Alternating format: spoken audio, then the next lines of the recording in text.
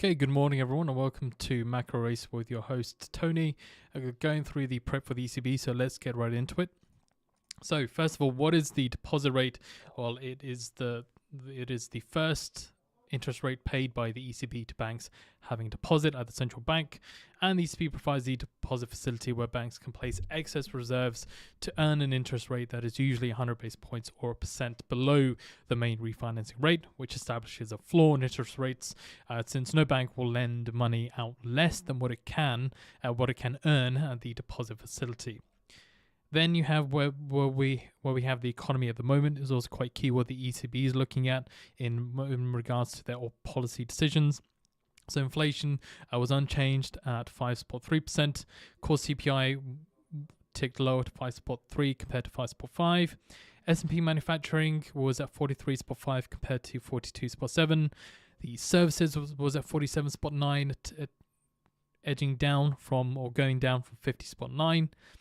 Consumer confidence in the Eurozone was at minus 16 compared to minus 15.1. The economic sentiment was at 93.3. And also you had the German IFO business climate data was at 85.7 compared to 87.3. The ZOO economic sentiment was at minus 11.4 compared to minus 12.3. And the German inflation data we had at 6.1 compared to 6.2. And the HICP year on year was at 6.4% compared to 6.5%. So overall, what you can see there, if we're just looking at the inflation figures, it's quite sticky. And then the expectation for a rate hike at this meeting has crept up a lot more over the past week or so of the ECB doing a 25 basis point hike at this meeting rather than sticking with rates at where they are at the moment. So there is that potential risk of a 25 basis point hike emerging, even though there is still a majority of economists that are looking at a 25 basis point rate hike from the ECB. Looking at no change from the ECB on both the rates. But as said, the sentiment has been growing. There is the expectation for a 25 basis point hike at this meeting. Now, let's carry on then. So the previous ECB meeting in July 27th, so they said that inflation continued to decline, but is still expected to remain too high for too long. And they also added that developments since the last meeting support the expectation that inflation will drop further. Then the ECB meeting minutes on August 31st, what was discussed during the meeting before the decision was made on what the statement would say and where the rate would be. The preference was initially expressed for not hiking, and it was argued that it was quite probable that the September ECB staff projections would revise the inflation path sufficiently downwards towards 2% without the need for another interest rate hike in September. They also added that underlying inflation could be expected to remain high for an extended period of time. Now that's quite key. The core CPI data, basically, whenever they say underlying inflation, that's what they're referring to. So excluding food and energy. That's been an issue in other nations where, of course, you've had the headline inflation data that has kind of been skewed towards the upside in the past because of higher energy prices and the issues that businesses have faced with supply chains. And on top of that, the demand for those goods and services. But now it's becoming the main, still the main focus here, that it's, although headline might be coming down, it's making sure that the core data is also coming down as well to truly say that inflation is going towards is heading towards a 2% target rather than seeing bumps here and there. And if there are bumps here and there along the path towards a 2%, then that makes it more difficult for the central bank to consider whether to keep rates where they are or decide to maybe take an extra rate hike and then see how the economy develops. And a lot of the comments we've seen from the central bankers, not just in the ECB, but also by the Fed and also the Bank of England, is saying that they're data dependent. So if you do get a print in CPI data that is much higher than expected or stays, let's say, in line with what the previous figure was, what the market expectation is, then that can also muddle the picture for what the central bank needs to do. Then ECB member views, what do they say? So you had ECB's Visco saying that we're near the level where we can stop raising rates. Casimir said the preferred option would be to raise rates by 25 basis points this week. One more, likely the last rate hike is still needed. Holzman said that we're not yet at the highest level for rates and another hike or two is possible. And then ECB Schnabel says that we can't predict where the peak rate is going to be or for how long rates will have to be held at restrictive levels. So you have a bit of a mixed picture that is being provided by the ECB members. But of course, ECB Schnabel being one of the main voters of the ECB is kind of leading the charge in the way that, well, I shouldn't say leading the charge, but is still showing that the ECB isn't sure as to whether they should raise rates or keep rates where they are. So that's one of the risks, is that, and that's what you've seen markets speculating recently over the past week or so, that the ECB is on a knife edge with the rate decision of whether to go with a 25 or stick with where they are. Now, this is the next important thing as well. The sentiment then of where ECB members lie on the hawks and doves scale, an image found from a Bloomberg article. So this shows you, as said, where each member lies on the hawks and doves scale, and you can still see that it's more or less still headed in the hawks side, or the hawks' favor in regards to monetary policy.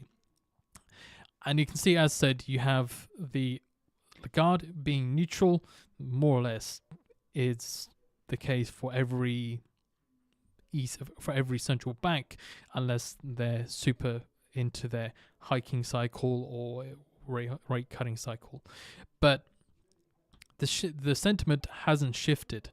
It's stayed the same, with the hawks in the same position and the doves in the same position. So if we were to get a slightly different image where you had seen a shift towards the dove side, then that supports the argument more for a rate pause rather than the potential for a rate hike by the ECB. So again, the scenario here presented is that the hawks are still in control from what we can see overall, and there is still that potential for that 25 basis point hike to come along.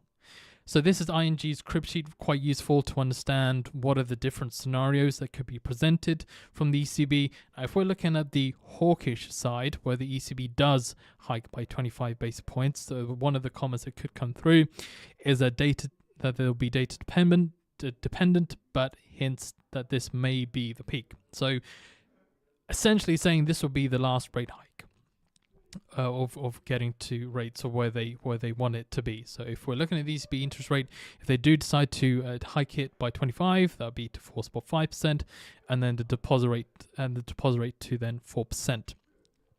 Other things to be aware of as well, if the inflation target at 2025, if they say they will reach the inflation target by 2025, which is the 2% target, but upside risks as core remains high, and we've seen that core inflation data still is sticky and is still higher, about 3 times or less than 3 times higher than what the ECB's target is for inflation. So that's one other key thing to kind of support the argument for a potential 25 basis point hike. But then on the very hawkish side, it's if they were to go with a 25 and say that they're fully data dependent, i.e. every bit of data that could show inflationary pressures are overshooting, or the economy in the Eurozone area is stronger than what they had expected, will be very key for the ECB in this regard, this scenario, to say whether or not they remain very hawkish rather than just being slightly hawkish. But as said, the ING crib sheet is quite good to understand give you an overall picture, because it's not just going to be one of these scenarios. The way you should take the ING crib sheet is that you could get a mix of different comments that come through in the different scenarios that can then combine together into and then put into the statement. So there isn't one path that the ECB will go down with in regards to comments. There might be more. There is a potential for a mix of these potential for these comments to come through, or comments that are similar to what's being presented here. But as said, ING's crib sheet is quite useful to have a look at and understand what the ECB could say and what the difference is that the ECB could deliver.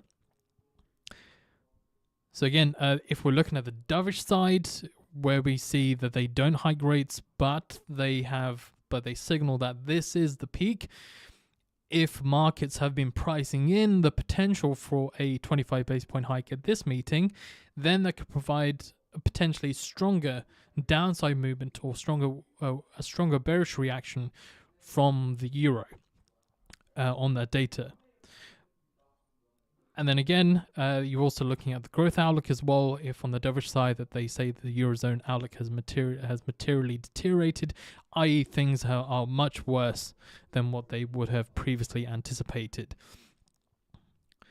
All right, so bets and expectations, very key as well. So you had Bank of America Global Research expecting the ECB to hike all three policy rates by 25 basis points this week. Nomura said the ECB will raise interest rates by 25 basis points today, and Nomura economists, led by their analysts there, said a note that saying that changing tack after previously expecting the ECB to remain on hold. So they were originally in the camp for holding rates, but now they've shifted their expectation for a 25 basis point hike. And then on the 12th of September, or at the beginning of, or a couple of days ago, during this week. So we had Eurozone government bond yields that were mixed, while money markets slowly increased their bets on another hike. So I think this is how the markets could potentially go, is that whenever sentiment is expecting one thing, but the central bank doesn't deliver on it, then you get more volatility. So in this case, if the ECB decides to keep rates on hold, whilst the market is slowly pricing in more of the expectation for a 25 basis point hike, then that wouldn't meet the expectation for a 25 basis point hike, and there's a potential for a bearish reaction from the euro. Although there is still the majority of economists that are looking at no change. But the overall market perception having been shifted towards a 25 basis point hike could mean that the market reaction is more volatile. If they decide to raise rates by 25 basis points instead, as more of the market is expecting, you might get a bit of a bump potentially, where you see the euro seeing a bit of a bullish reaction. But it was already, if it's more or less expected, then that reaction might not last that long. So the spike of the reaction could be very, very quick. It could move, could jump up, and then the rest of the market, and then the rest of the time, it would just erase the initial gain that it made on the euro, and then move back to the way it was trading, or go down in the other way if the market's so more or less. As said, so the expectation is met, and that's it. Unless the expectation isn't met, then you get more of a volatile environment, that makes it a bit more difficult to decide which way to go. And then what you're looking at too is you're looking at the comments that come through to kind of affirm which way you should go. All right. So also, as said, in regards to money markets and the expectations, so at the beginning of, or in actually mid-August, or around mid-August, you had money markets that went from the expectation of a 20% chance of an expectation of a hike to, as said, 75% chance for an interest rate hike by the ECB today. So as said, there is that shift in sentiment and from that speculation for the ECB rate decision. And a lot of that shift in sentiment is because of what the central bankers have said, and not really saying that, not really giving a clear indication that this is where the ECB would peak with interest rates, more or less leaving it open, with then some of the members saying that there could be another hike or two, or it's that they're data dependent, and that there is still the possibility for a hike. Then if we look at the previous market reaction that we had, oops, let me just go back on there.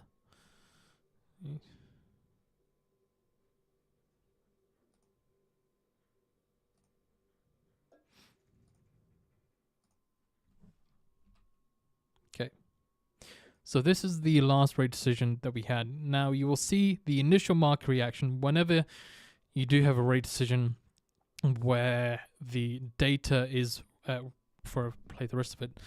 Whenever you have an interest rate decision, you're looking at the rate itself and also the statement that comes through with it as well. And that can take a little bit of time for the markets to kind of take in, or sometimes if there is clear-cut evidence that the central bank has not met expectations or has gone above the expectations, then you get a quicker reaction. But in this case, there wasn't really anything too surprising that led the markets to jump on the bandwagon straight away. So let me play the video of what the last economic release or what the last rate decision looked like, and you can see that there wasn't that movement straight away.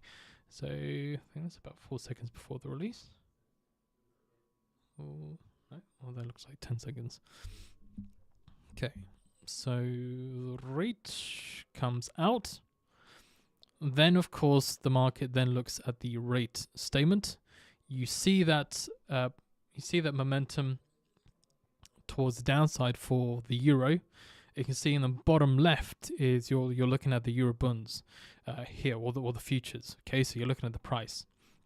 So the price of the euro bonds had jumped up, and the euro, you see here, as said, the initial market reaction, you did get a bit of a reaction, but it didn't really, there wasn't a huge move down on the euro. So if I bring up the deviations, and we'll have a look at that there as well. Let me see if I kind of skip ahead, we'll see how the market was. Oh. Okay. So you can see there was about 25 pips towards the downside on the euro yen. And let me get up the other. Let me get up the deviations here. Oh, all right. So from the ECB rate decision, the biggest mover that we had seen and has been consistently and has seen the consistent biggest moves has been the euro yen. You can see here on the euro dollar, there was about 13.5 pips moved down on the euro dollar. On the euro yen, there was about 25 pips down on the initial movement going to the wick of the candle. Matthew says, what time is the announcement? It's in about less than about 8 minutes or so before the decision. It's at 15 past the hour, 8:15 a.m. Eastern time. But yeah, so we can see here that consistently the euro yen has seen the biggest market reaction. Then in second place, you've had the euro New Zealand dollar, then the euro Aussie dollar, and then you have the euro US euro dollar itself. If we're looking at the sentiment of what was said, so the statement overall was seen as dovish. They mentioned inflation continues to decline but remains too high. And they also say that developments since the last meeting support the expectation inflation will drop further. So if they decide to flip the switch and say that core inflation is or core data is still stronger than what they expect it to be and is sticky, then you could get the potential for a movement towards the upside instead.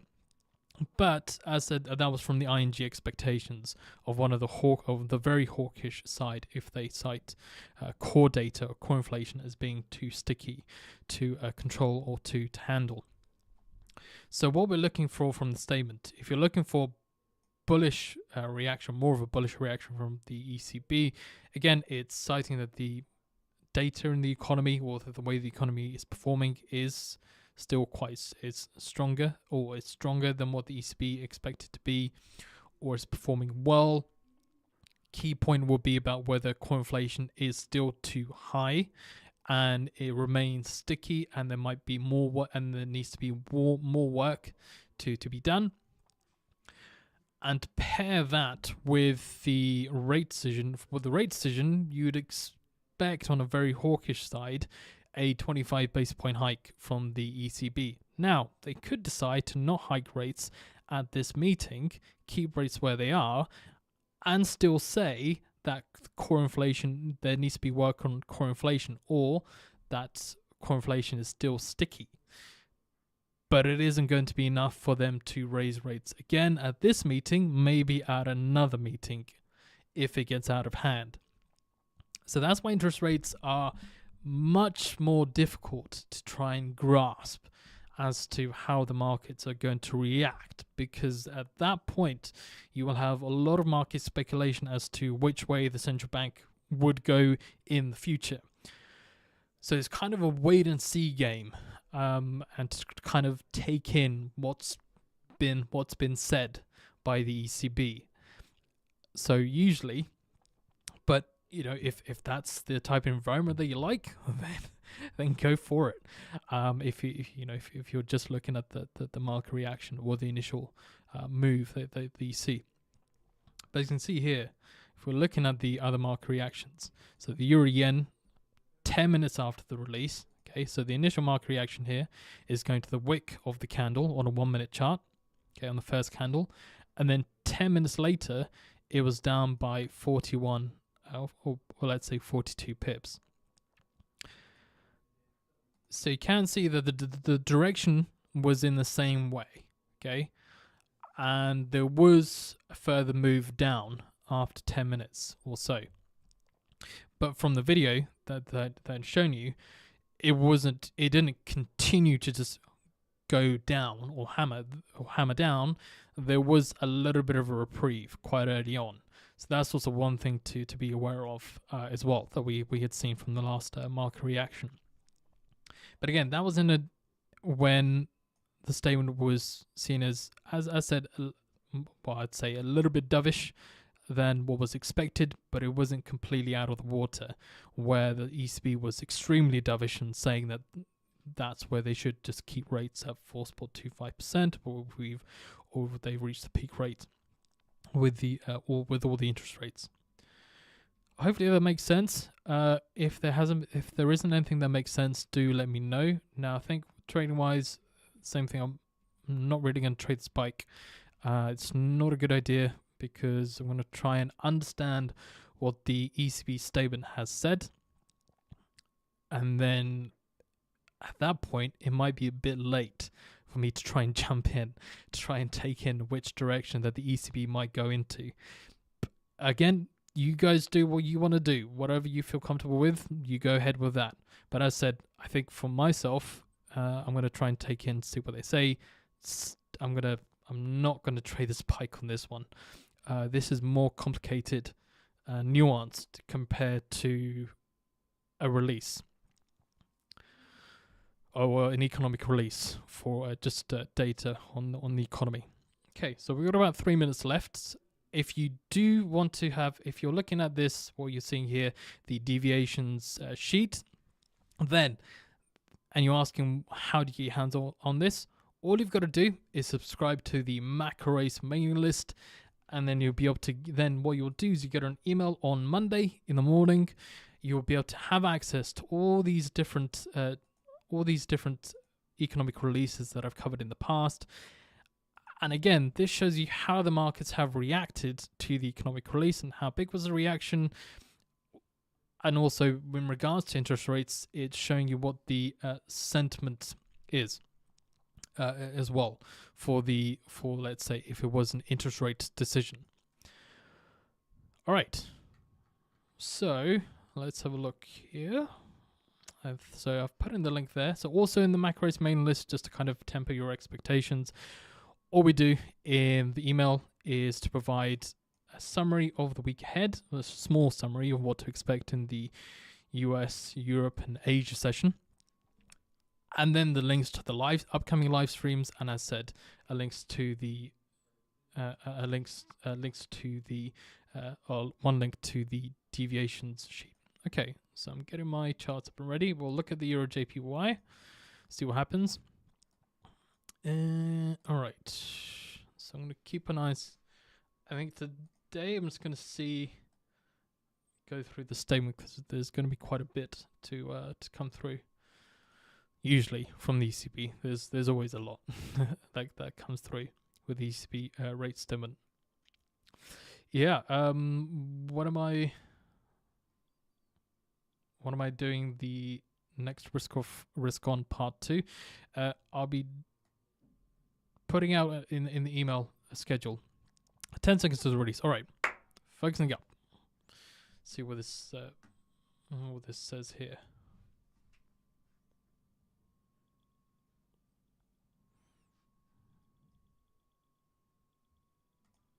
Okay, hike 25 basis point hike 25 basis point hike as higher than expected, no change. So again, 25 basis point hike higher than the expected, no change. Also from the ECB interest rates, they say that future decisions will ensure the interest rates will be set at sufficiently restrictive levels for as long as necessary. What have we got? So let's go through this here. Staff ECB economic projections, macro projections for euro area see average inflation at 5.6% in 2023 and 3.2% in 2024. Okay. See what else they have. They consider that the key ECB interest rates have reached levels that, maintained for sufficiently long duration, will make a substantial contribution to a timely return. Okay, right. Let's see how this is going to go. Okay, so it's restrictive enough for them. Right.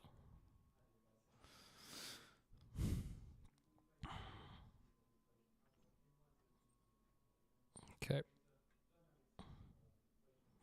Might need to move that a little bit higher. I see inflation slowing to 2.1% in 2025.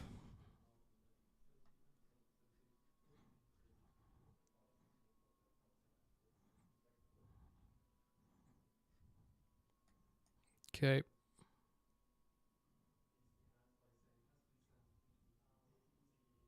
Okay, still going down, so TICKSTRIKE there. Let's see if it can make it.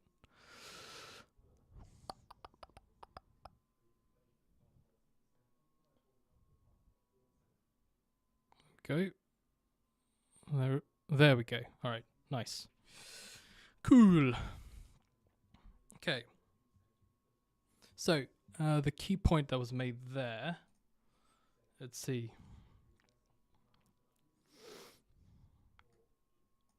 So let's see how long this downward trend continues. But again, the key point that the Governing Council's future decisions will ensure that the key speeds will be set at sufficiently restrictive levels. I think we've still got some movement towards the downside. I'm going to try and capitalize on this and see what happens. I'm going to let TICKSTRIKE follow. Let me give me its lead with TICKSTRIKE and see what happens. So very dovish statement from the ECB, although there was a 25 basis point hike taken by the ECB there. Let's see how the other markets are looking too. So intermarket correlation is going to be quite key here to see which way if the market's going to continue to go down, or if the euro is going to continue to go down and the rest of the markets go up. So bond prices continuing to go higher. True. Euro yen, according on TICKSTRIKE, still was showing some of the selling momentum. I think I might have to stay out of this. Yeah. Still seeing a little bit of moderation. Okay.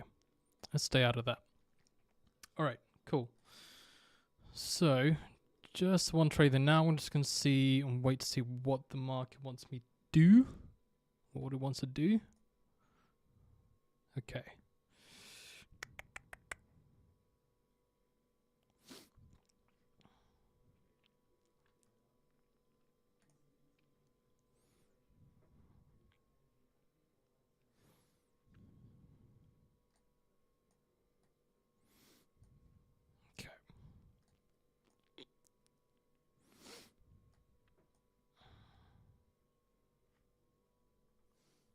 Let's bring up the key point that I had.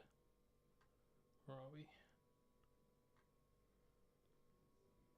Okay, so they also say that they now expect the euro area economy to expand by 0.7% in 2023, 1% in 2024, and 1.5% in 2025.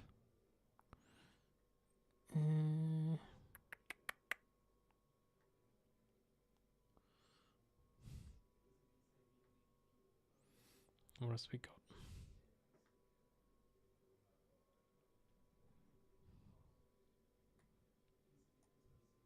Okay.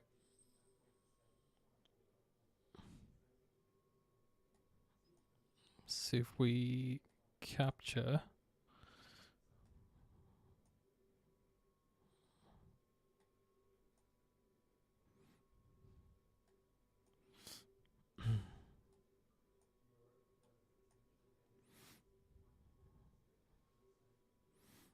Okay.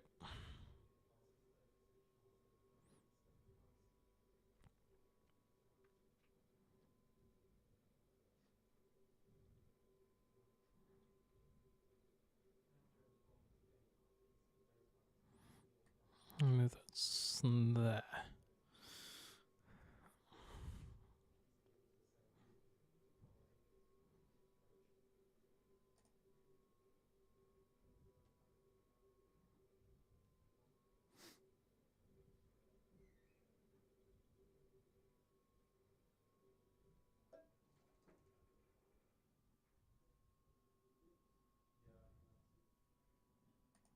Okay, close that.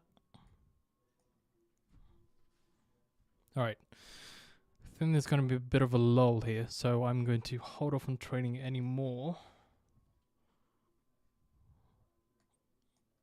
And then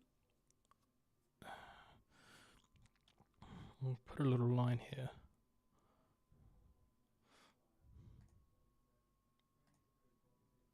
See, oops.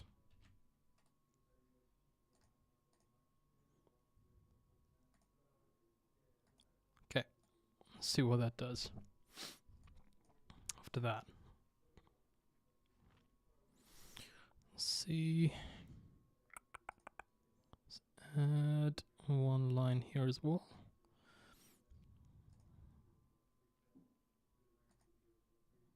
Okay, and then where are we?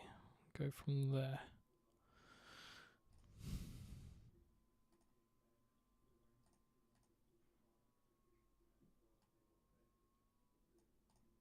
Okay.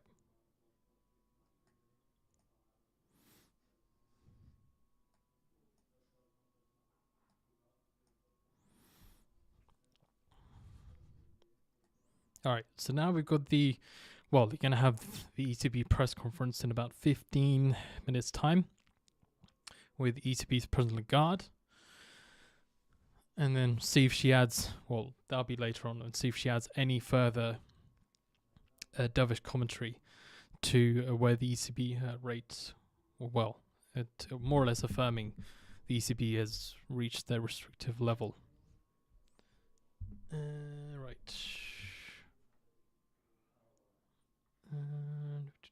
Let me grab the headline again. Yeah, there it is. Yeah. So again, just repeat if you missed what I had said.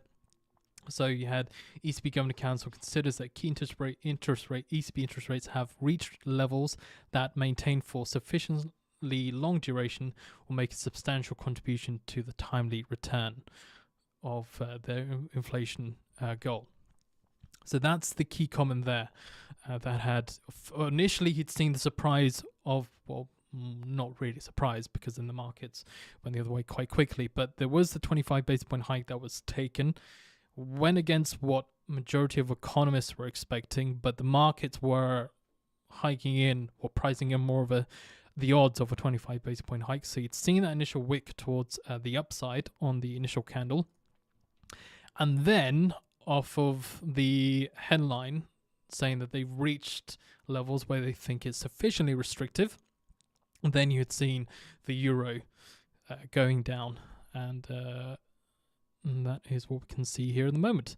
So we'll see if this. So the reason why I'm keeping an eye on the bonds here is because I'm looking for the intermarket correlation. Usually, if bond prices go up, then the euro sees a decline usually. But I'm just keeping an eye on it here, just in case that there is, if that correlation is thrown to the wind, and then the euro decides to do its own thing instead. Also, we'll see how much of a pullback that there is, or if it completely erases its losses on the euro and it decides to just continue going up. But I think in this case, if the ECB have said that they've reached the restrictive level, then that could be enough for them. Maybe, but we'll see how the markets react. But at the moment, we're kind of stuck here in a low position, so I'm not going to take any more risk for now. I think I'm done for the day with a couple of trades. So there's the initial move, and then tried to go down a little bit further. There was a bit of a pullback from the position. Exited it early just in case the markets did decide to roar back, and then took another short position. And then we were good. Then we're okay. So, right. So the Euro Stoxx 50 continue to push higher. So usually just another thing with the market correlations to be aware of. I think I'll just take that off now. Usually another thing to be aware with market correlations is that sometimes it's not always so quick and clean. As in, if the euro goes, let's say when there isn't an economic release, if the euro were to go down and the Stoxx 50 or the Euro Stoxx 50 went up, usually there might be a bit of a time between both of them where you would see them moving in opposite directions at the same time. Usually can take a little bit of time. Okay. Yeah, we got PPI coming up in about 4 minutes' time. So again, so just a quick note on PPI data. With the PPI data, if data is higher than expected altogether, okay, then you'd expect more of a, potentially a positive reaction from the dollar, and a weaker and a bearish reaction from the stock indexes. Bond yields would could see an appreciation, but if the data is mixed, then the PPI data hasn't really been that strong, or hasn't really. When I say that strong, I say that strong enough to cause a big market reaction like it has done, like it had done in the past. If we bring up the deviation ranges, we might as well go through it. Let's just kind of go through it. But I think, yeah, for now, I'm just going to stay away from any of the data. Let's have a look. Let me go PPI.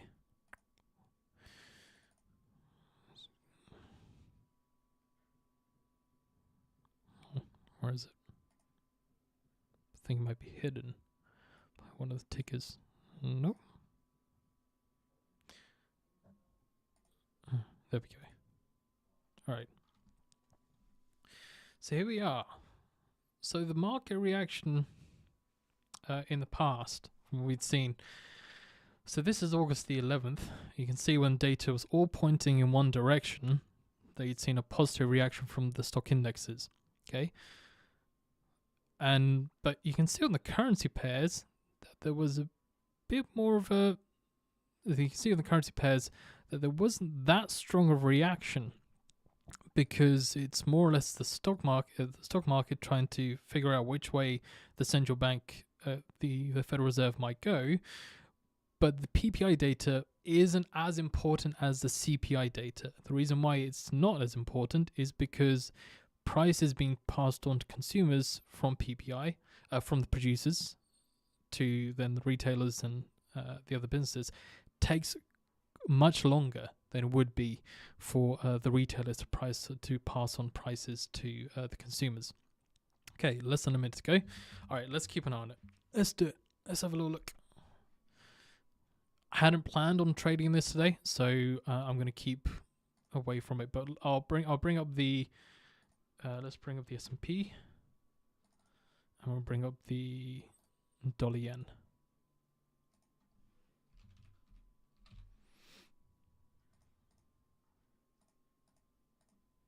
Okay, let's bring up gold here as well.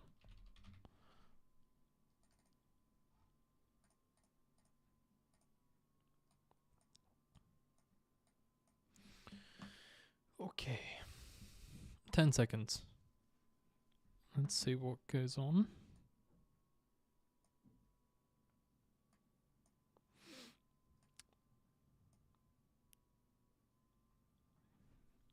PPI year on year, 1.6%, 1.6% higher than the forecast of 1.3%. PPI month on month, 7%, higher than the forecast of 4%. Core PPI as expected at 2.2%, and month on month as expected as well at 2% as expected. So, seeing the dollar yen moving towards the upside there, and the S&P towards the downside of the data. I will be too late to try and jump in on the spike here myself, so I'm not going to trade it. Even if although it looks quite attractive, I'm not going to jump in. So, as I said, I'm not prepared I wasn't preparing myself to trade PPI data today, but I'm just keeping an eye on it in general. As in the past, market reaction has been somewhat mixed. I say sometimes it's been once last week it was stronger, and the time before that it wasn't, even though the data was going in one direction. So that's why it stayed away from it. Okay, let's have a look here. Let's see what the money market's also doing as well. Let's see what they've done. Okay.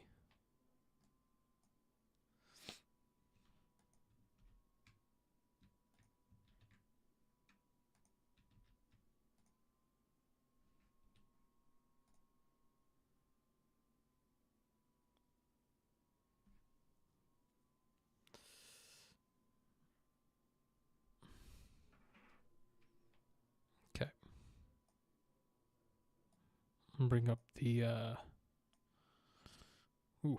still going, but let's do some measurements here. All right, so the S&P wick down, come down about 35 ticks. Yeah, jobless claims are also, well, there was about 5k deviation, but yeah, not much of a deviation there. So lower than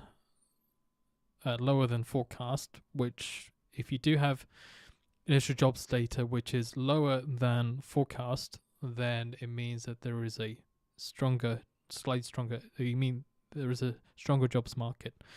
If there are more jobless claims, then that means there's trouble in the jobs market.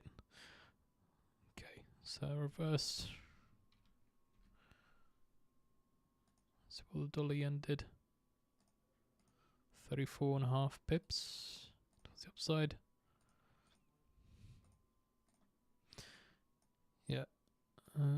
But yeah, if you guys are asking, are you trading this? No, not the PPI. Just gonna look at it. 75 ticks down on gold.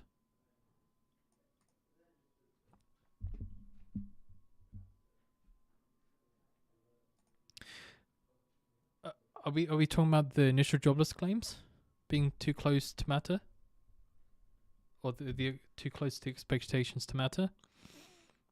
More or less fixated on the PPI data rather than also retail sales was also higher than expected as well, at 0.6%. So all the data more or less is more or less in favor of the dollar, and that's why it's seen that initial market move. The core data, it seems to be a bit more work to do.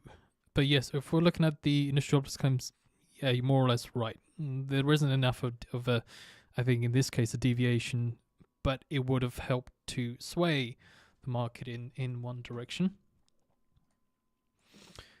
in the direction of seeing this, what we'd seen, the decline in the stock indexes and a moving towards the upside on the dollar yen.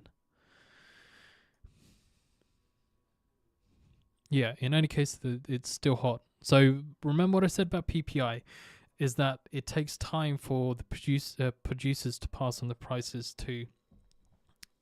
It takes time for the PPI data to then be passed on to the consumers, because of course businesses are not going to want to chop and change their prices for consumers all the time. If PPI is hot for 1 month and then lower for 1 month, there is no stability. But over time, if you do get producer prices that do continue to rise or do continue to decline, then those businesses can make an easier decision as to whether or not they should raise their prices or decrease their prices. So then the consumer isn't faced with constant shocks every day. If they had, I don't know, let's say a can of beans. If they had a can of beans for, how much is a can of beans in the US at the moment? Like, Heinz beans. Does anyone know the price of a can of beans?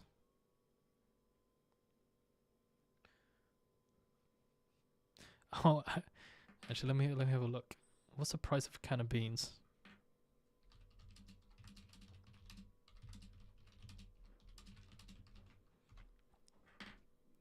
Tell me if I'm wrong. $2, like $2 and something for organic at Whole Foods. Wow, that's expensive for a can of beans in Texas.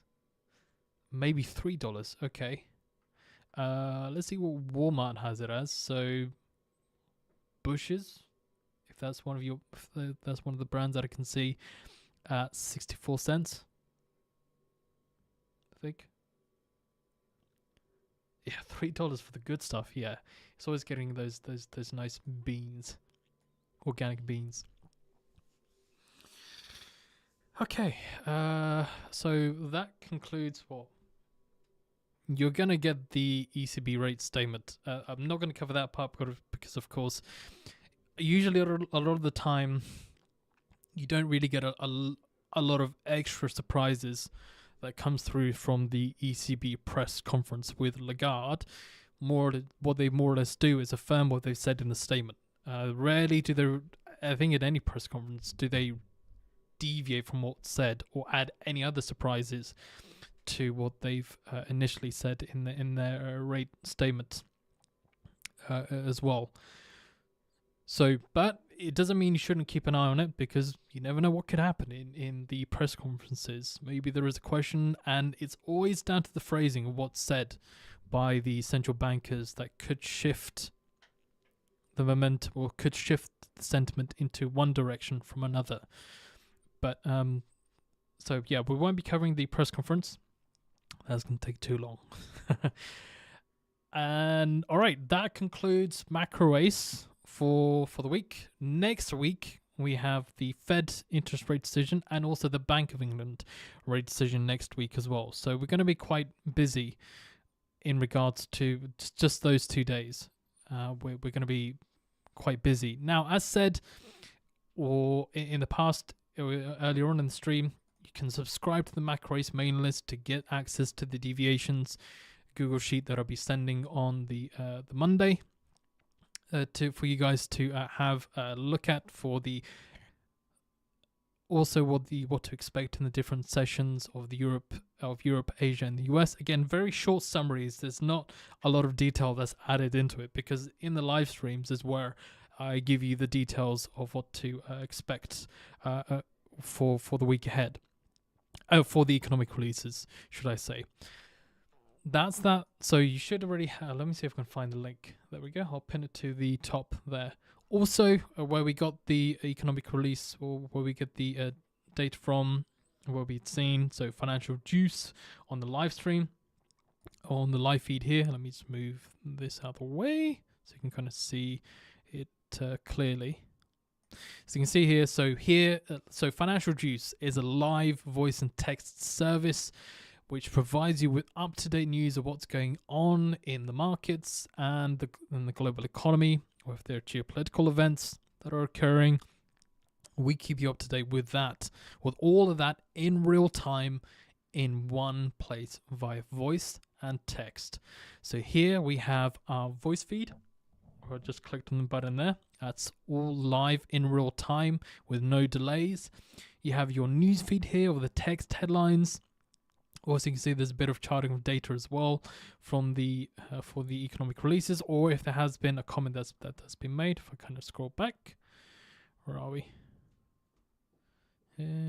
See, there we go. So earlier on we had the Chinese, the PBOC cutting the RRR by 25 basis points. So that's the reserve requirement ratio. That was, and you'd seen the yuan weakening off of the back of that, and it also, from that data, you did start to see a bit of a stronger move from oil as well within the markets. Although it has been quite high and quite strong for a long time, for quite a bit of time, getting to, I think, about $93.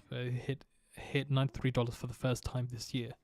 So there is the sentiment that's pushing oil anyways, because of what the Saudis and the Russians have done of extending their output cuts by 3 months. And then here on the left hand side you have your economic releases, again all live in real time. You get to see what economic releases are coming up for the week ahead, and you can also see as I said, you have the forecast there as well. All the data that you see there comes out live in real time. There are no delays to it. As said, all of this is one place. Your voice, okay, your news feed of text headlines, and your economic calendar as well for the week ahead. So what you can do is you can subscribe to FinancialJuice, and you can also subscribe to FinancialJuice and be able to have access to this. Now, if you're not subscribed already and you're jumping on for the first time to FinancialJuice, you'll get the light version where there is a delay to the website, and there are adverts that are played, and there are also advert banners, okay, that appear in the feed. But it does, and also you don't have access to the news desk, i.e. me or us in the team, to ask us questions about what happened in the market for, let's say, the S&P, to cause the S&P to decline, or see a risk off or risk on sentiment to occur within the markets. Okay, that you don't get access to in the live in the free light version. But if it's your first time coming across a live voice and text service, it is still useful to understand how you use news to then either capitalize on potential trades in the markets or manage your risk. This is made for day traders, okay? And keeping an eye on what's going on in the here and now, and what has market reaction been, let's say, in the past couple of hours or so, or if there has been something that's worthy to be seen that's been put into the need to know, that could be a risk to your trading day, or there has already been a market reaction. But again, the need to know market risk here at the top shows you what are the potential risks that the markets or the traders could face, and need to be aware of the potential risks, basically, within your trading day. Okay, so that link is there. Now, if you want to subscribe to the pro version, if you're ready to go into that, like I said, make sure you have an account first with your login details and you've verified your account from your email. Then you can click on where you see here where it says FinancialJuice Pro. It will say Go Pro. If you click on Go Pro, select your subscription. Then once you've paid for your subscription, then log out of your account and then log back in with your details. And then you should be able to see the news feed that I see here. Nice and beautiful. Okay. Oh, if you want to change the color of the background, there you go. You got a little slider there, right? Top left. All right, so that's FinancialJuice. Now, TICKSTRIKE, what we were using for earlier on with when we were trading the euro yen. If I just bring it back again, so TICKSTRIKE allows you to listen into order flow and see how strong the buying or selling momentum is, to put it in a simpler way. Okay, so these boxes here are called the tickers.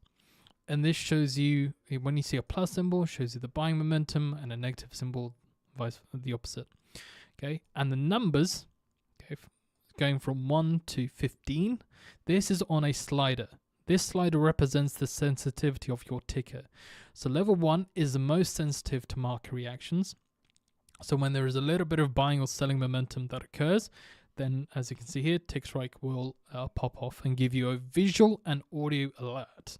If you raise that level or slide the level all the way to 15, you can, as I said, you can kind of chop and change it whatever you want it to be, all the way to 15. 15 is the least sensitive to market reactions. So only when there is a big amount of buying or selling momentum that occurs will TICKSTRIKE give you a visual or audio alert. And you can choose whatever you want, whether you just want visual or audio or both. It's up to you, whatever you want it to be. Then there is an extra thing as well. There is the lightning bolt here.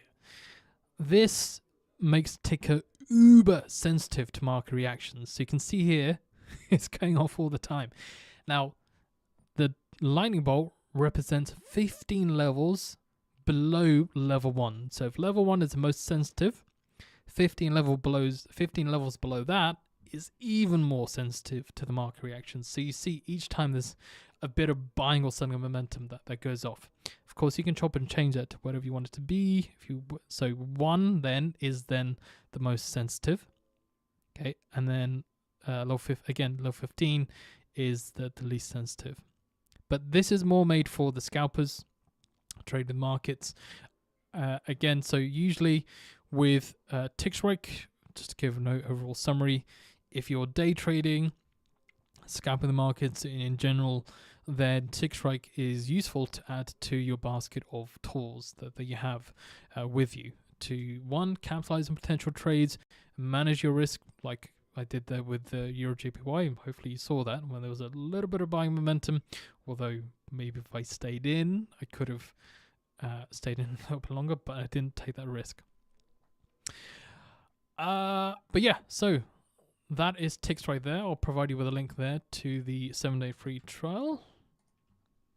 So somebody had a question about how do I trade personally. Just like with the interest rate decision, or interest rate decisions, it's not trading the spike. It's crazy because there are comments that will come out at the same time, or the statement that comes out at the same time. They have to go through and then understand what the ECB, what the central bank is saying, and then you make your decision as to which way you want to go.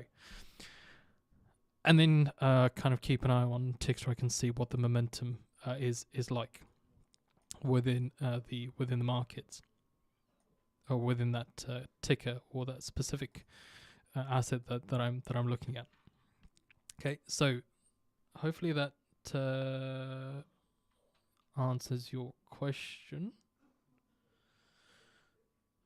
I think it was Kingsley Geraint. I think I've answered your question. For economic releases, it's a bit different. There is definitely a risk trying to trade the spike, and in stream yesterday for CPI, when trying to trade the spike, that didn't work out. If you want to see that video, it's there. But usually it's trading the reversal is what I prefer to do, unless there is strong data, and then I could try and stay on spike, but hardly ever happens. Doesn't happen too often. Okay, all right. So that is so I've put that link there for TICKSTRIKE. You've got the link for MacroAce, and then finally, if you like trading high probability stocks, futures, forex, and crypto breakouts in real time, then you can sign up to Unusual Activity, which the link is here for you. All right. Thank you very much for joining me for this session. Don't forget to like the video, subscribe to the channel, get the word out there for you guys to have a little to get the word out there about MacroAce. We're starting to do a bit more trading on the streams now, on the live streams. So that's a plan going forward. So of course people have said, "Where's the live trading? Why aren't you trading? It says trading live." Well, of course, there is a plan to extend that and do more of that in the live streams. Okay, thank you very much, ladies and gentlemen. Enjoy the rest of your day, and I will see you guys next time.